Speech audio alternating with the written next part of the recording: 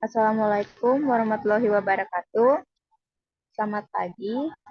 Di sini kami dari kelompok 5, kelas investasi dan pasar modal akan presentasikan hasil diskusi kami, yaitu mengenai mekanisme penawaran umum.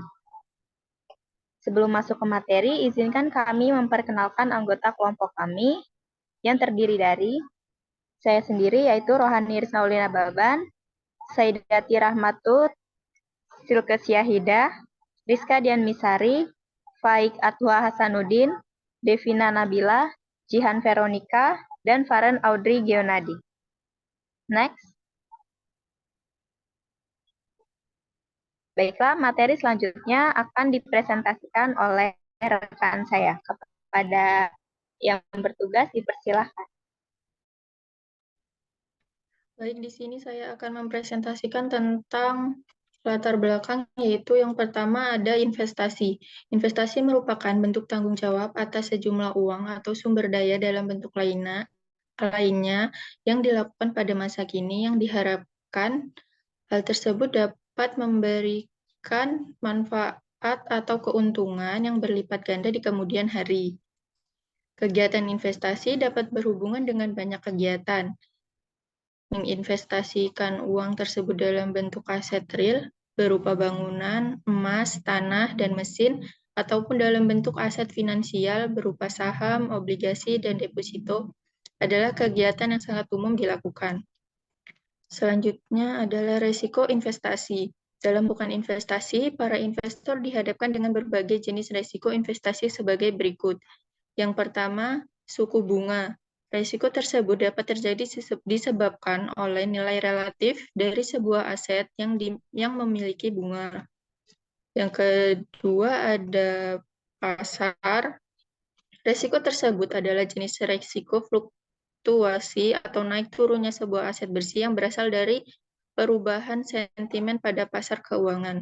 Yang ketiga ada inflasi atau risiko daya beli. Risiko tersebut merupakan peluang pada arus kas yang berasal dari investasi yang mana nilainya tidak banyak seperti pada masa yang akan datang, dikarenakan terdapat perubahan dari daya beli inflasi tersebut.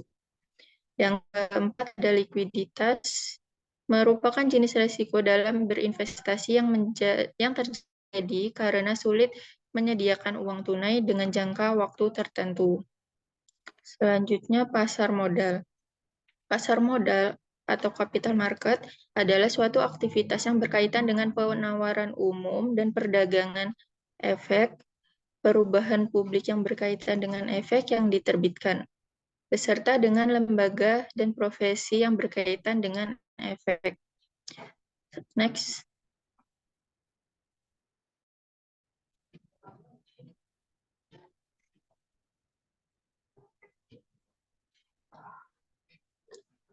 Fungsi pasar modal. Yang pertama adalah sarana penambahan modal bagi pengusaha. Yang kedua ada indikator perekonomian negara. Yang ketiga sarana peningkatan pendapatan negara. Yang keempat sarana pemerataan terhadap pemerataan pendapatan. Yang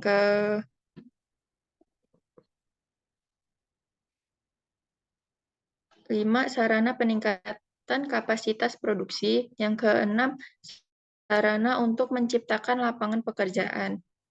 Selanjutnya adalah penawaran umum. Penawaran umum merupakan kegiatan untuk meningkatkan modal dari penjualan saham atau instrumen keuangan lainnya seperti obligasi kepada publik. Modal yang diperoleh dimaksudkan untuk menutupi kekurangan operasional, mendanai pengembangan bisnis, atau melakukan investasi strategis. Selanjutnya akan disampaikan oleh rekan saya.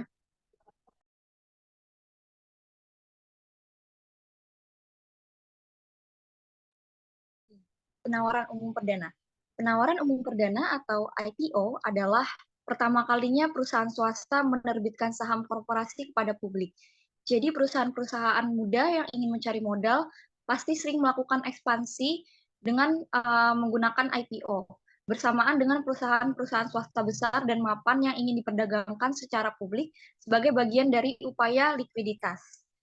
Peraturan OJK yang mengatur mengenai penawaran umum oleh pemegang saham di IPO ini yakni tertuang pada Peraturan Otoritas Jasa Keuangan Nomor 76 POJK.04 tahun 2017. Dan cakupan kegiatan penawaran umum yakni ada periode pasar perdana, pencatahan saham, dan pencatatan F di bursa. Lalu tujuan dari IPO sendiri yaitu yang pertama ada strategic listing. Jadi perusahaan melakukan IPO dengan tujuan mendapatkan status sebagai perusahaan yang tercatat di Bursa Efek. Lalu alasan ini juga menunjukkan bahwa perusahaan mereka dapat dipercaya dan memiliki kelompok yang baik, serta perusahaan mereka juga diawasi oleh berbagai hak. Ya, lalu tujuan yang kedua yaitu ada fundraising. Jadi IPO juga bisa dilakukan dengan tujuan tidak ada keharusan dan kepastian untuk memberikan keuntungan. Oke, maka mereka tidak merasa memiliki tanggung jawab untuk memberikan keuntungan yang memadai bagi para investor. Lalu IPO dengan tujuan utama seperti ini juga bisa merugikan karena dana mereka tidak dihargai dengan baik oleh perusahaan yang sahamnya mereka miliki. Dan tujuan yang ketiga yaitu ada public company. IPO dengan tujuan utama dari public company yaitu menjadi perusahaan yang bisa menjadi perusahaan publik. Jadi di sana mereka akan mendapatkan berbagai keuntungan baik dari sisi prestis maupun dana. Tetapi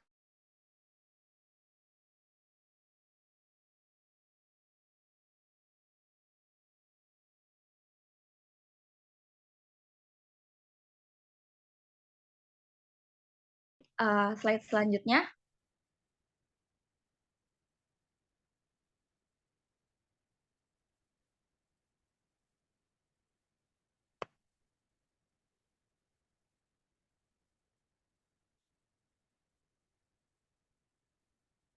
Oke, slide selanjutnya.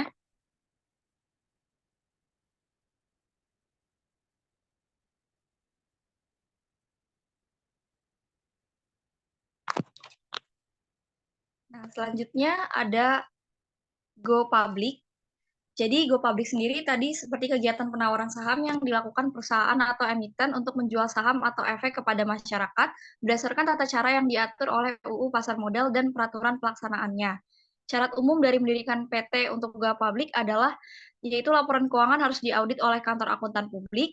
Lalu yang kedua, syarat-syarat administrasi pendirian PT harus lengkap seperti NPWP, akta-akta pendirian perusahaan, dan surat-surat keputusan dari pemerintah. Lalu yang ketiga, adanya harus ada underwriter atau penjamin yang akan melakukan penawaran saham perdana atau IPO. Lalu yang keempat, ada track record perusahaan yang baik dari segi finansial maupun kinerja perusahaan secara keseluruhan. Dan yang kelima, yaitu ada tujuan yang jelas atau penerbitan saham bisa untuk ekspansi atau tujuan lainnya. Oke, sekarang adalah manfaat dan juga konsekuensi dari penawaran umum perdana. Jadi yang pertama itu manfaatnya yaitu mendapatkan dana yang relatif besar dan diterima sekaligus biaya go public ini relatif murah. Lalu prosesnya juga mudah dan pembagian dividen berdasarkan keuntungan. Lalu perusahaan dituntut lebih terbuka untuk meningkatkan profesionalisme dan mengurangi kesenjangan sosial bagi masyarakat yang bisa memegang saham. Dan yang terakhir yaitu emiten bisa lebih dikenal masyarakat sekaligus promosi gratis untuk perusahaan. Selanjutnya yaitu konsekuensi penawaran umum saham. Konsekuensi yang pertama yaitu adanya keharusan untuk melakukan keterbukaan atau full disclosure bagi perusahaan.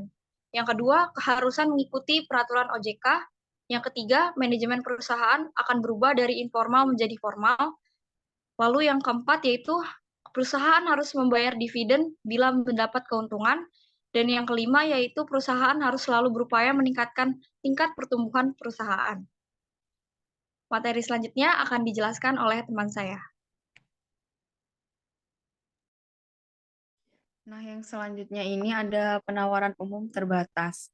Menurut Badan Pengawas Pasar Modal nomor 11D1 tentang hak memesan efek terlebih dahulu atau HMETD pada butir 2 disebutkan bahwa apabila suatu perusahaan melakukan penawaran umum terbatas atau right issue saham atau suatu perusahaan publik bermaksud untuk menambah modal sahamnya, termasuk melalui penerbitan waran atau efek konversi, maka setiap pemegang saham harus diberikan hak memesan efek terlebih dahulu sebanding dengan persentase kepemilikan mereka atau preemptive right. Secara umum, penawaran umum terbatas ini merupakan strategi perusahaan dalam memperkuat daya saing dan bertujuan untuk memperkuat permodalan perusahaan tersebut. Jadi, tujuan utama dari dilakukannya right issue ini adalah untuk menambah modal. Next. Nah, di sini ada dua jenis umum penawaran hak. Yang pertama ada penawaran hak langsung. Penawaran hak langsung ini biasanya tidak ada pembeli standby atau backstop. Artinya pembeli yang bersedia membeli hak yang belum dilaksanakan. Karena emiten hanya menjual sejumlah saham yang dieksekusi. Jika tidak berlangganan dengan benar, penerbit mungkin kekurangan modal. Yang kedua ada penawaran hak yang diasuransikan atau siaga. Biasanya jenis ini yang lebih mahal, memungkinkan pihak ketiga atau pembeli backstop, misalnya bank investasi, untuk membeli hak yang belum dilaksanakan. Pembeli backstop menyetujui pembelian sebelum penawaran hak. Jenis perjanjian ini memastikan perusahaan penerbit bahwa kebutuhan modalnya akan terpenuhi. Selanjutnya akan dijelaskan oleh rekan saya. Yang selanjutnya yaitu penawaran umum berkelanjutan. Berdasarkan Otoritas Jasa Keuangan nomor 36/POJK.04/2014 mengatur terkait penawaran umum berkelanjutan efek, yaitu bersifat utang atau susuk, disebut juga PUB efek, adalah kegiatan penawaran efek yang bersifat utang atau susuk yang dilakukan secara bertahap, yang berguna untuk memperoleh dana dari pasar modal secara berkelanjutan untuk ekspansi, investasi, atau juga kebutuhan modal, dan perusahaan dapat mengakses ke sumber pendanaan jangka panjang dan manfaat bagi investor, yaitu dapat berinvestasi secara teratur.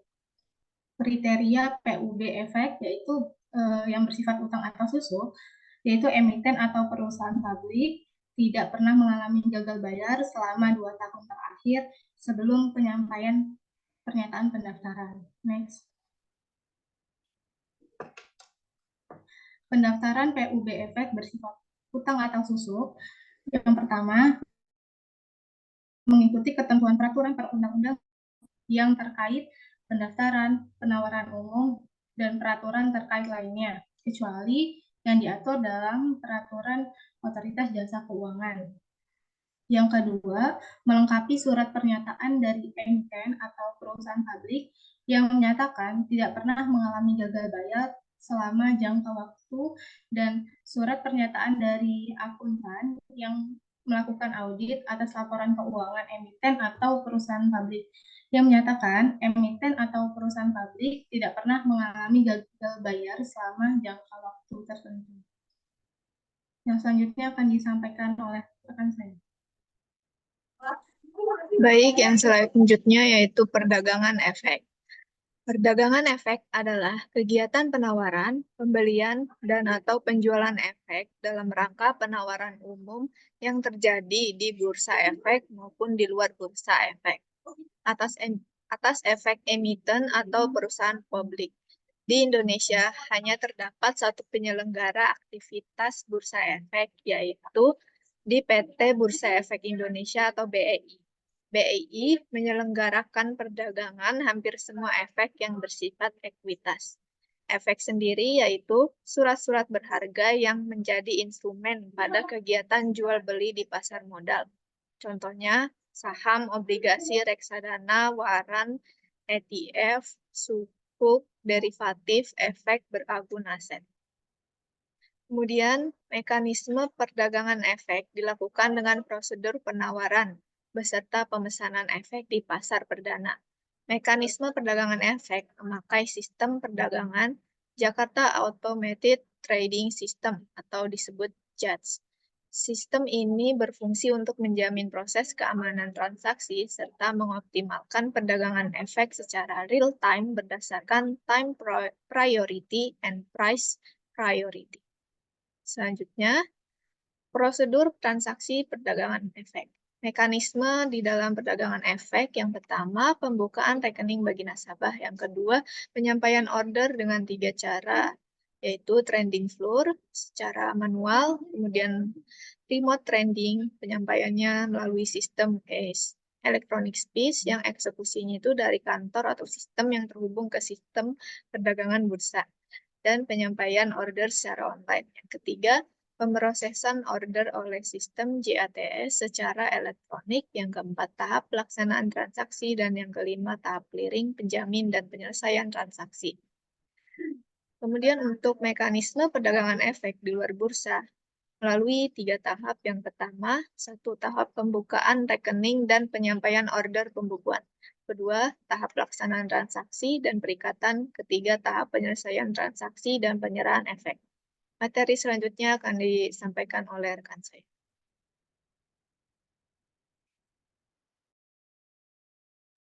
Studi kasus yang pertama itu perusahaan keuangan yang go public di Bursa Efek Jakarta tahun 2000 sampai 2006. Jumlah perusahaan yang melakukan listing pada PT Bursa Pengaruh Jakarta selama periode Januari 2000 sampai Desember 2006 berjumlah 107. Namun yang termasuk dalam perusahaan industri keuangan serta mengalami underpricing serta memenuhi kondisi sampel hanya sebesar 27 perusahaan. Underpricing terhadap harga saham perdana menunjukkan bahwa harga saham perdana pada pasar sekunder lebih akbar asal harga yang ditawarkan. Pada hal ini, perusahaan telah melalui terlalu rendah terhadap harga sahamnya. Beberapa faktor diduga menjadi penyebab terjadinya underpricing. Selama periode 2000 sampai 2006, taraf underpricing yang terjadi pada perusahaan jasa keuangan pada Bursa Impas Jakarta mempunyai homogen sebesar 0,34 sampai atau 34%. Hal ini memberikan bahwa perusahaan melakukan estimasi harga saham perdana yang terlalu rendah sebagai akibat mencapai 34% dibanding harga yang dijual di pasar sekunder. Emiten yang mengalami taraf underpricing yang tertinggi merupakan 165% pada perusahaan PT Trimegah Securities, sedangkan pada PT underpricing terendah mengalami pada PT Bank Nusantara Parahyangan yaitu sebesar 5%. Materi selanjutnya akan disampaikan oleh rekan saya.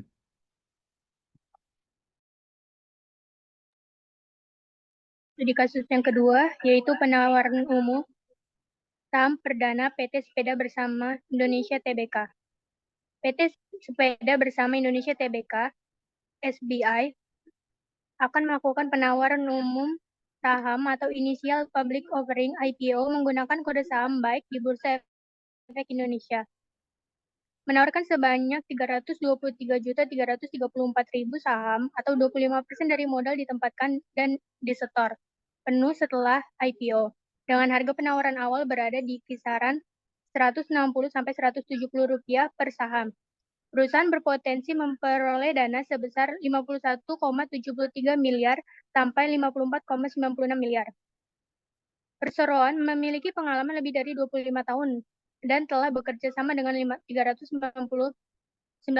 toko sepeda. Hal ini diyakini bahwa strategi perusahaan dalam menguatkan area distribusi dan lebih agresif dan mengembangkan variasi produk yang inovatif dan beragam. Perolehan dana dari penawaran umum saham perdana akan digunakan untuk modal kerja, yaitu pembelian persediaan barang. Prospektif di laman elektronik IPO, total ekuitas Perseroan mengalami peningkatan sebesar 20,27 miliar rupiah atau 69%, yaitu dari 29,49 miliar pada Desember 2020 menjadi 49,77 miliar pada September 2021. Peningkatan ini terutama disebabkan oleh penambahan modal dan peningkatan laba periode tahun berjalan. Materi selanjutnya akan disampaikan oleh rekan saya. Baiklah, dari materi yang telah kami sampaikan dapat ditarik kesimpulan yaitu penawaran umum merupakan kegiatan suatu perusahaan memperdagangkan sahamnya demi meningkatkan modal perusahaan. Kegiatan ini dilakukan oleh perusahaan-perusahaan besar yang telah go public atau biasa disebut terbuka, atau di belakang perusahaannya dituliskan TBK, di mana setiap pihak yang membutuhkan laporan keuangan demi mengambil keputusan pembelian saham dapat mengakses laporan keuangan maupun laporan tahunan perusahaan tersebut di sistem atau situs Bursa Efek Indonesia. Penawaran umum terdiri dari penawaran umum perdana, penawaran umum terbatas, dan penawaran umum berkelanjutan, yang mana di setiap jenis memiliki perbedaan tersendiri yang memungkinkan suatu perusahaan untuk memilih jenis mana yang akan digunakan dalam perdagangan sahamnya. Demikianlah presentasi dari kelompok kami. Kami akhiri. Wassalamualaikum warahmatullahi wabarakatuh. Selamat pagi.